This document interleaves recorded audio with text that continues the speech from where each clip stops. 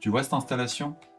Aujourd'hui, je vais la recréer en 3D sur Blender, étape par étape, pour te montrer le fonctionnement d'une prévisualisation 3D, de la modélisation au rendu final. Je m'appelle Guillaume et j'aide les artistes plasticiens à créer des prévisualisations 3D pour leur dossier. Si tu veux suivre cette vidéo avec moi, je t'invite à télécharger Blender et le fichier du projet. Les liens sont dans la description.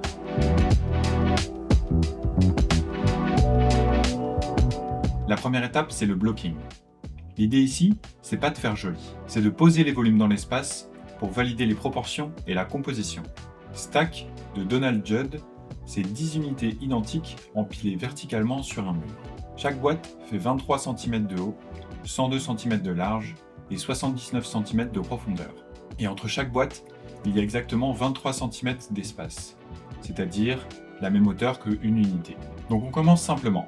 On va tout d'abord créer un cube, puis on va le redimensionner aux bonnes proportions, et enfin, on utilise un array modifier pour dupliquer 10 fois l'objet avec le bon espacement. Et voilà, en seulement 2 minutes, on a notre stack dans l'espace. Et c'est exactement ça le blocking. On valide la structure avant d'investir du temps dans le reste. On peut ensuite passer aux détails si besoin. Pour cette installation, on a juste besoin d'ajouter un bevel modifier pour arrondir les coins des cubes. Ainsi, la lumière se réfléchira beaucoup mieux sur notre installation.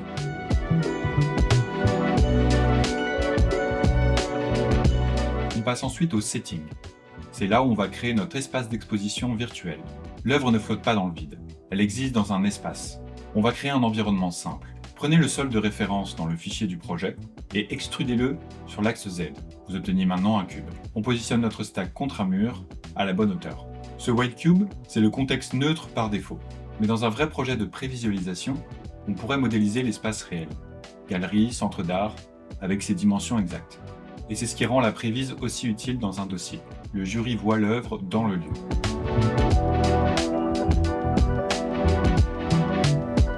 On va passer à l'étape des matériaux. C'est le moment où tout prend forme. Pour ce stack de Judd, les matériaux utilisés sont les suivants. De l'acier inoxydable et du plexiglas. Pour cela, on va créer deux matériaux pour notre installation. Pour l'acier, on va mettre la valeur de métallique à 0.9 et la valeur de rugosité à 0.18. Pour la couleur, on va utiliser une texture de bruit très dense, allant d'un gris clair à un jaune pâle. Pour le plexiglas, on veut une faible rugosité, environ 0.1. Et on veut ajouter un peu de transmission, donc entre 0.1 et 0.2. Enfin, pour la couleur, on va partir sur un rouge vif, caractéristique de l'œuvre.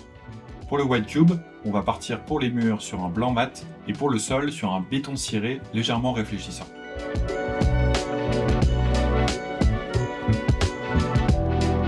On passe ensuite à l'éclairage. C'est ce qui va donner vie à la scène. Pour un white cube, on cherche un éclairage muséal réaliste. On va ajouter un plan lumineux au plafond qui simule l'éclairage diffus d'une galerie. Pour cela, on peut simplement changer le matériau du plafond en émission. Si tout ça te paraît trop compliqué, ou que tu n'as pas le temps d'apprendre, mais que tu as quand même un besoin en prévisualisation pour tes dossiers, alors je t'invite à réserver un appel avec moi-même, le lien est en description. Et si la vidéo te plaît, n'hésite pas à lâcher un like ou à t'abonner.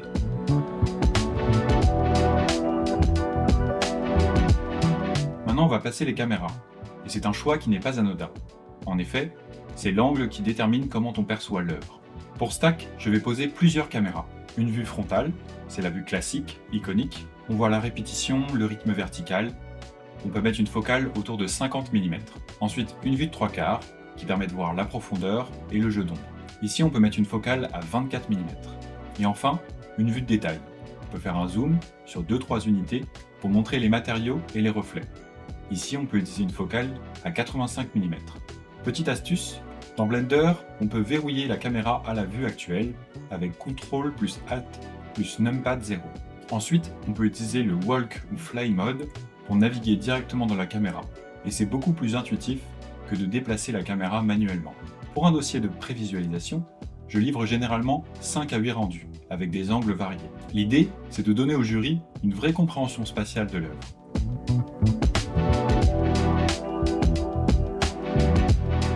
Voilà, maintenant c'est le moment de vérité, on va passer à l'étape du rendu.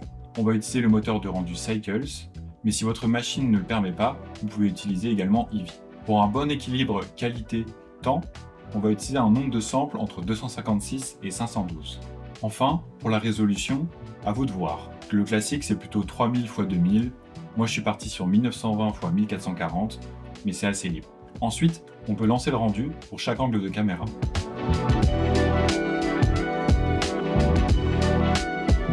Enfin, il ne faut surtout pas oublier un élément essentiel pour tout dossier de prévisualisation, c'est le schéma d'implantation. Pour cela, il faut ajouter un repère d'échelle humain. Normalement, il est déjà ajouté par défaut dans le template du projet. Ensuite, il ne faut pas oublier les dimensions clés. Hauteur totale, largeur, espacement entre les unités, distance au sol et au plafond. C'est bien aussi d'ajouter des vues orthographiques, du dessus, de face, de côté, ou même de 3/4 en vue isométrique. Dans Blender, on peut faire tout ça via des caméras orthographiques. On va en créer 4, et ensuite on va ajouter les cotes avec le plugin Mesureit. Ce schéma, c'est ce qui fait la différence entre un joli rendu et un dossier professionnel. Le jury a besoin de comprendre comment l'œuvre occupe l'espace, et pas juste à quoi elle ressemble.